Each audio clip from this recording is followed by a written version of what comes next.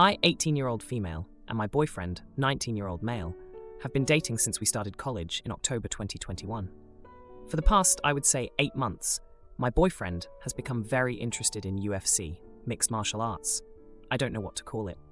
He gets up at like 3 a.m. to watch fights, and often has play fights with his friends. One of these friends is important in this situation. I'll call him S.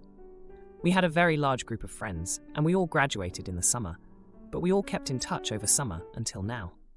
Now these play fights, or spars, as my boyfriend would say, were all fun and games, but they actually led my boyfriend to believe he could actually fight, because S, who says he does MMA, said he's naturally good. This led to a massive ego, and he said he wanted to have an actual fight.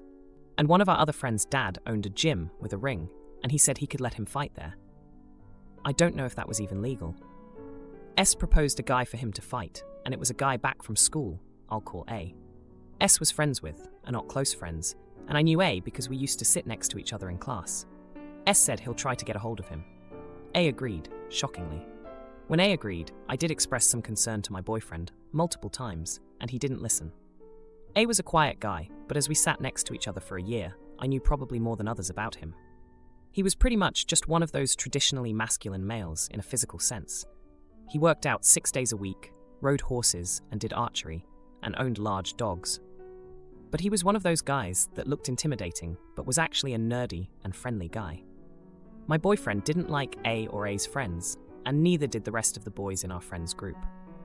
I always questioned my boyfriend on this, as A had literally never even spoken to him. And my boyfriend used to say it's because A is so arrogant and thinks he's so good looking. This led to a lot of arguments with my boyfriend, because why did my boyfriend care if other women were attracted to A when he had me? Nobody knew if A could fight, but S said he told him something about how he had been training in some form of martial arts. The whole build-up to this, my boyfriend was acting so childish. He constantly tried to insult A in a group chat that was made, but A wouldn't even open them 90% of the time, and I don't think he responded once. When the fight came along, there was only one outcome from the start. A was visibly towering over my boyfriend, and he had clearly bulked up. On top of that, it turned out he could fight. My boyfriend lost, I would say, 90 seconds. After it, I didn't bother consoling him. I berated him because I expressed my concern multiple times, and he chose not to listen to me. He said I'm an AH because I should support him unconditionally if I really loved him. He now won't speak to me because he says I embarrassed him in front of his friends while he was vulnerable. Part of me feels bad, but I feel like he needed to hear the truth. Now, for a few comments before the update. Comment 1. Everyone sucks here. Boyfriend is an idiot for the ego, but you also could have waited to bash him further in private, not in front of everyone. Also, what the hell is with all the comments encouraging dumping boyfriend for A? Go be with the guy that bashed your boyfriend in what was likely a setup fight. Like, what the hell is wrong with you people? Yes, boyfriend was acting like a tool, but all I've seen in this thread is OP highlighting all these amazing features of A, but not once talking about her boyfriend or any of his qualities. Do you even like your boyfriend, OP, or are you just fantasizing about the guy you seem to know way too much about? Comment 2. Everyone sucks here. Your boyfriend sounds like he was looking for an excuse to bully and humiliate someone he didn't like. He messed around and found out, and you are right that it sounds like he deserved it. This side of him generally sounds unpleasant and mean. He's definitely a jerk, berating him in front of his friends after just losing the fight. That wasn't necessary and could have happened in private later. Kicking someone you love when they are down is also a jerk move. Now, for the update. Hey everyone, thanks for all the comments on my last post. I really appreciated the support and advice. A lot has happened since then, and I just had to come back to update you all on the chaos that ensued. So, after the fight where my boyfriend got totally schooled by A, things went from bad to worse. My boyfriend, let's call him J, was humiliated, and his ego was bruised more than his face. He wouldn't talk to me for days, and when he finally did, it was to blame me for not being supportive. I reminded him that I had expressed my concerns multiple times, but he just wouldn't listen. Now here's where things get even more twisted. Remember S, the friend who suggested A as an opponent for J? Well, it turns out that S had been stirring the pot way more than any of us realized. S had been egging J on, telling him he was a natural fighter and could easily take A down. But behind J's back, S was laughing with his other friends about how J was going to get destroyed. It was like S set the whole thing up for his own entertainment. The injustice of it all was that S had been pretending to be Jay's friend while setting him up for a fall. And the worst part, Jay refused to believe it when I told him what S had been doing. Jay thought S was his buddy, his mentor in the world of fighting, but really, S was just using him for a laugh. But wait, there's more. A, the quiet, horse-riding, archery-loving guy, had been training in martial arts for years. He wasn't just some random opponent. He was a skilled fighter. And the only reason he agreed to the fight was that S had told him some pretty nasty things that Jay supposedly said about him. Things that Jay never actually said. S had been playing both sides, manipulating the situation to create drama. The confrontation between Jay and me escalated when I found out that S had been spreading rumors about me too. He told people that I was the one who pushed Jay into the fight, that I wanted to see him get beaten up because I was secretly in love with A. That couldn't be further from the truth, but it caused a rift in our friend group, with some people actually believing S's lies. Jay and I had a huge argument about it. I tried to explain that S was the real problem here, but Jay was too proud and too stubborn to see it. He accused me of trying to turn him against his friends, and I just lost it. I told him that if he couldn't see S for who he really was, then maybe we shouldn't be together. In the midst of all this, A reached out to me. He apologized for the fight and said he never wanted to hurt Jay. He was just defending his own reputation. A and I ended up having a long conversation about everything that had happened. He was surprisingly understanding and even offered to talk to Jay to clear the air. But Jay was having none of it. He saw A's attempt to make peace as another sign of arrogance. The fallout from the fight was like a bomb going off in our friend group. Sides were taken, accusations were thrown, and friendships were broken. Jay was at the center of it all, refusing to see the truth about S and pushing away the people who cared about him the most. As for me, I was caught between my loyalty to Jay and my own sense of justice. I couldn't stand by and watch S manipulate and lie without doing something about it. So I gathered evidence of S's backstabbing. Screenshots of texts, recordings of conversations, anything that would prove he was the instigator. When I presented everything to Jay, he finally started to see the light. He was shocked and hurt, realizing that S had never been a true friend. But the damage was done. Jay's trust in people was shattered, and he became more withdrawn than ever. The last straw came when S, feeling the heat from being exposed, tried to turn the tables and blame everything on me. He said I was the one who had orchestrated the whole fight to break Jay and him apart. But by then, nobody was buying his lies anymore. Jay and I are still together, but things are strained. He's apologized for not listening to me, but there's a distance between us that wasn't there before.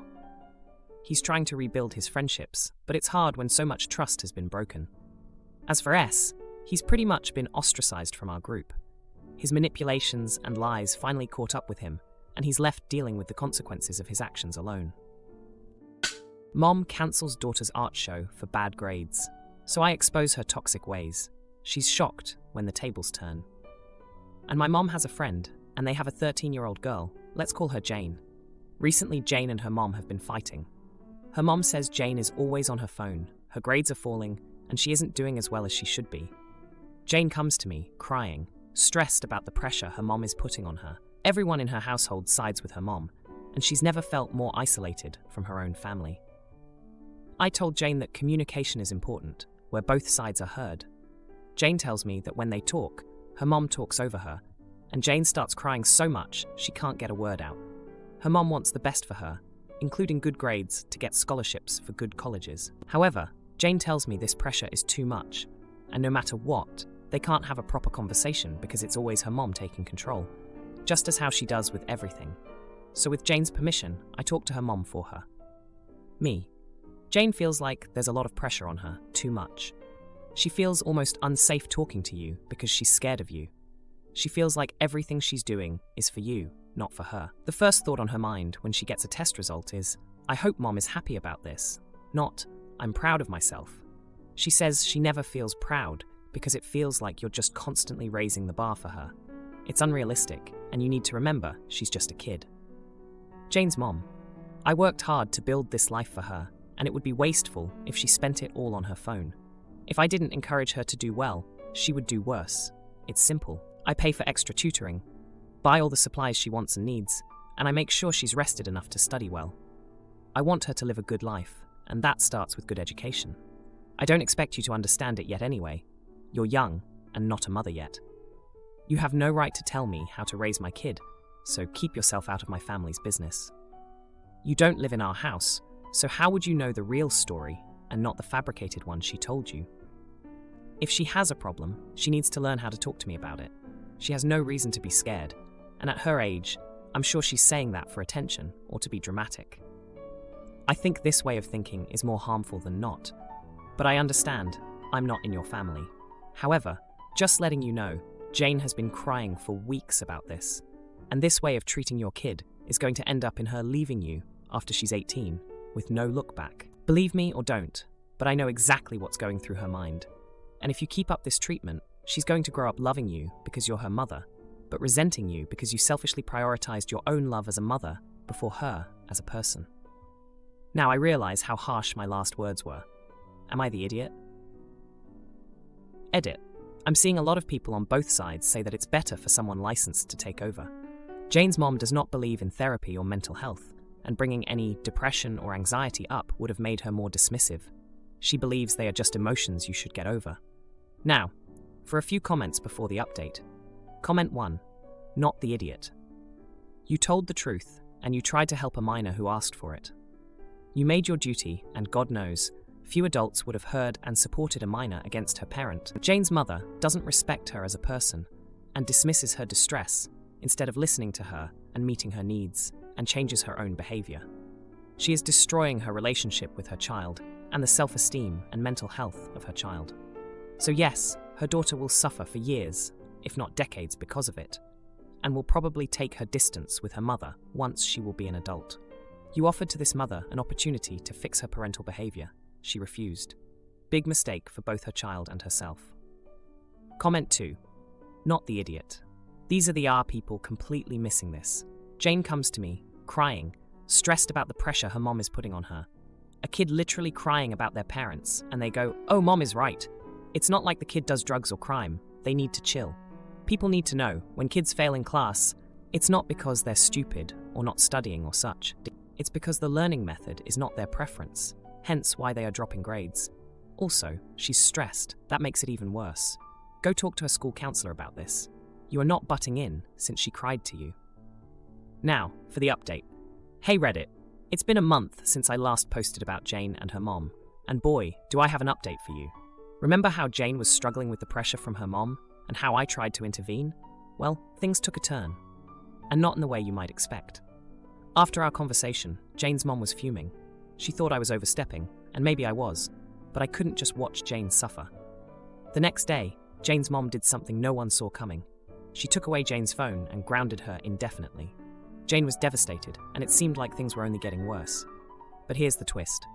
Jane's aunt, who had always been the cool, understanding one in the family, caught wind of what was happening. She had a long history with Jane's mom, her sister, and knew exactly how to handle her. The aunt had always been the peacemaker, the one who could smooth things over when tensions ran high. She had seen Jane grow up and knew how much potential she had, and she wasn't about to let that go to waste. One evening, Jane's aunt showed up, unannounced. She had a heart-to-heart with Jane's mom, reminding her of their own childhood and how they had faced similar pressures from their parents.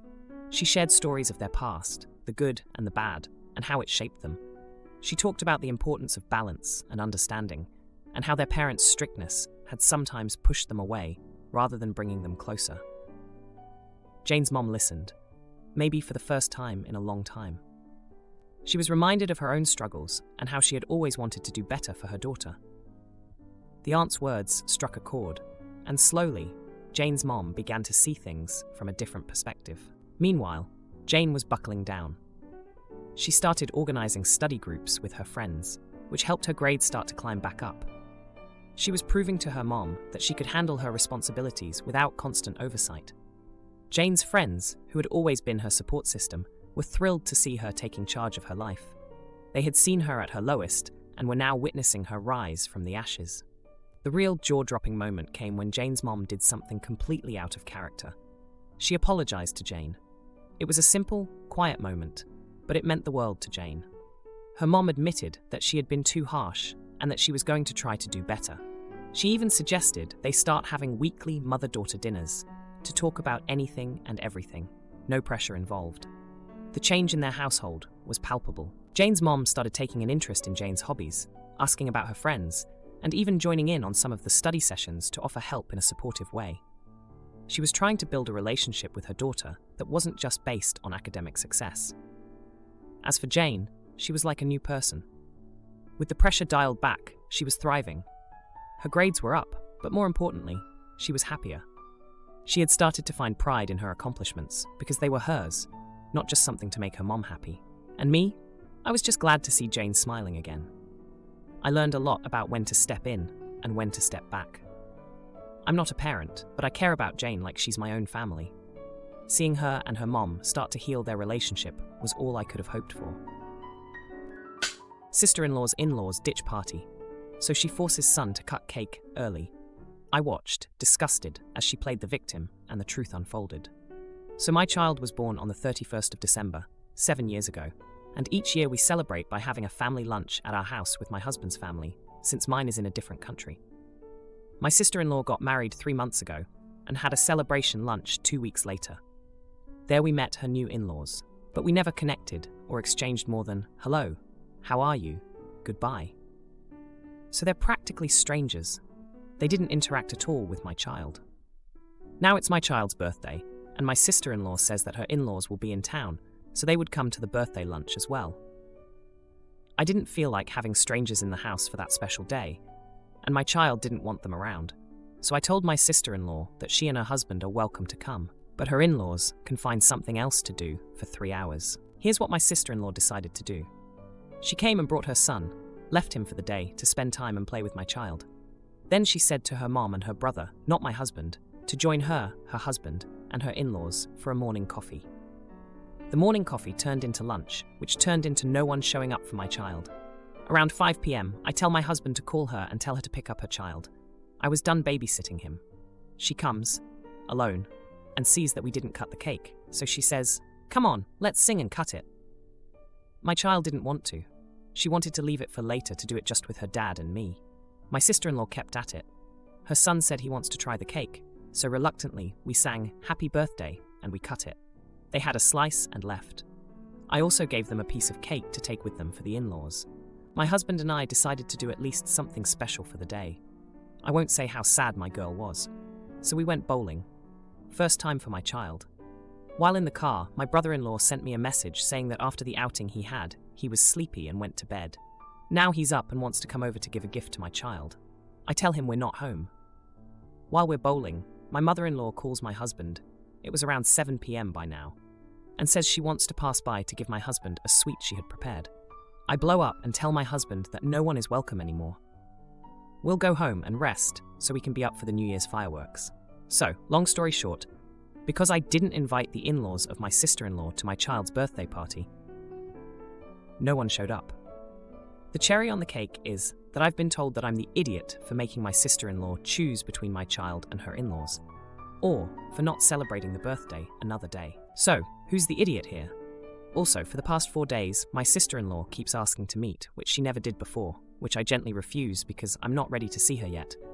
Was it something so small that I should just forget about it? Now for a few comments before the update. Comment 1. Not the idiot. Anyone who blew off my kid's birthday party would be someone I didn't speak to for months. They showed that your kid is at the bottom of their priorities. So they are now at the bottom of yours. They don't get to come over. They don't get to blame you for their cruelty. And they don't get to act like they didn't do this to your child because they wanted to punish you.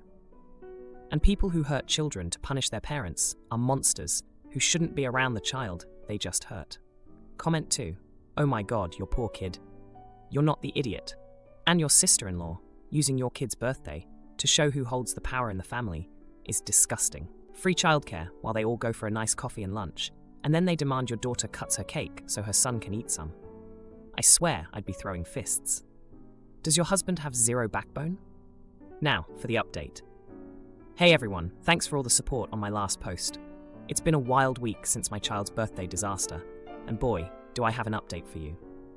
After the birthday fiasco, things between my sister-in-law and me were tense to say the least. She kept trying to meet up, but I wasn't ready to face her after she basically ditched my daughter's birthday for her in-laws. I thought it was pretty clear that our family lunch was important to us, especially since we've been doing it for 7 years straight. But apparently, that didn't matter to her. Now here's where things get really interesting. Remember how I mentioned my sister-in-law's in-laws were practically strangers to us? Well, turns out they're not as unfamiliar with my family as I thought. My husband, who's always been the peacemaker, decided to do some digging.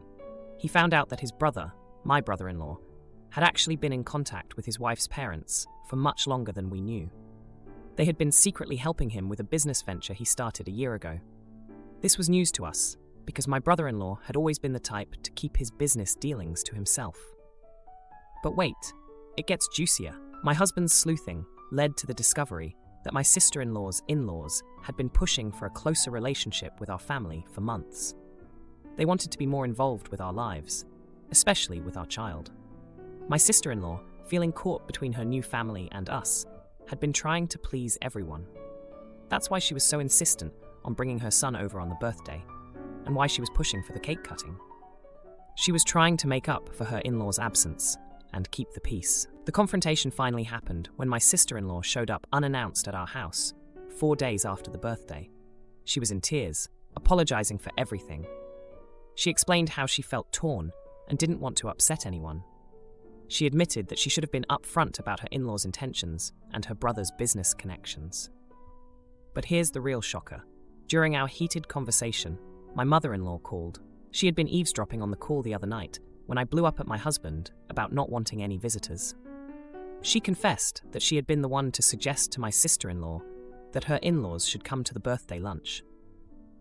She thought it would be a good opportunity for everyone to bond, especially since they were helping my brother-in-law so much.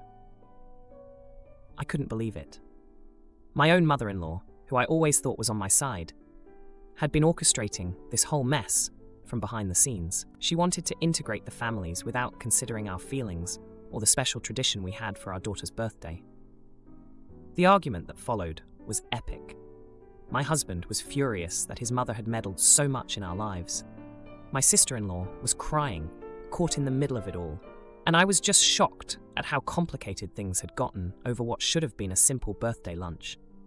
After a lot of yelling and a few apologies, we all agreed to set some boundaries. My sister-in-law promised to be more transparent in the future, and my mother-in-law agreed to stop interfering. My husband and I decided that from now on, we'd be more assertive about our family traditions and who gets to be a part of them. Just when we thought things were settling down, my brother-in-law dropped another bombshell. He had been feeling guilty about the secret help from his in-laws and the strain it was putting on our family. So he decided to cut ties with them business-wise and try to make it on his own. He showed up at our doorstep with a peace offering, a family heirloom that he had been holding onto for years, which he now wanted our daughter to have. If you like this video, you'll probably like these too. Also, while you're here, please consider subscribing. It's your support that keeps this channel alive and allows me to make better and longer videos. Have a great day.